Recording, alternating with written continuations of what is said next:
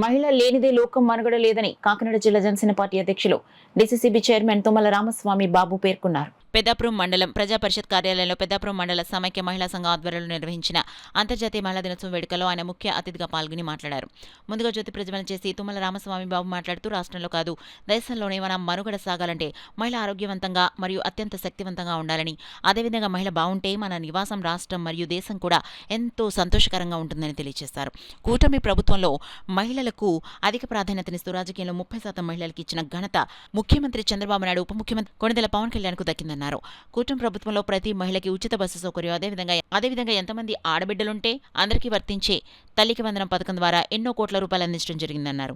ఈ కార్యక్రమంలో Peddapuram Samalkota market committee vice చైర్మన్లు Nune Mangalakshmi, Andugula Manikumari, Peddapuram municipal chairman Boddu Tulasi, Mangatayaru, Peddapuram CDPO Usha, Peddapuram market committee director Guttula Suryavathi, Samalkota area ఆసుపత్రి director Bandula Ramalakshmi, BJP convener Muttanala Venkataramana, TDP Peddapuram president Nandi Satyanarayana, Samalkota పట్టణ Janasena party president Dommeti Srinivas, state director Badugu Srikanth, Adabala Kumaraswamy, కూటమి నాయకులు పాల్గొన్నారు.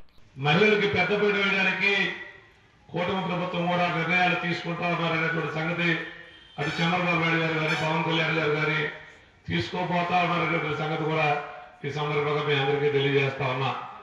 మరి మహిళలకు పెద్దపీట వేసేటువంటి ముఖ్యమంత్రి చంద్రబాబు నాయుడు గారు ఆ రోజు డ్వాక్రా దగ్గర నుంచి ఈరోజు ఏ కార్యక్రమం మహిళల్ని తీసుకోవాలన్నా ఆ రోజు డ్వాక్రా ద్వారా మిమ్మల్ని అందరినీ కూడా గ్రూపులు పెట్టి మరి అప్పటి వరకు కేవలం గృహిణి కానీ ఇంటికి పరిమితమైనటువంటి మహిళా సోదరుమణిని బయటకు తీసుకొచ్చి ఈ ప్రపంచం నుంచి పెట్టినటువంటి మహానుభావుడు చంద్రబాబు నాయుడు కూడా ఈ సందర్భంగా తెలియజేస్తా ఉన్నా.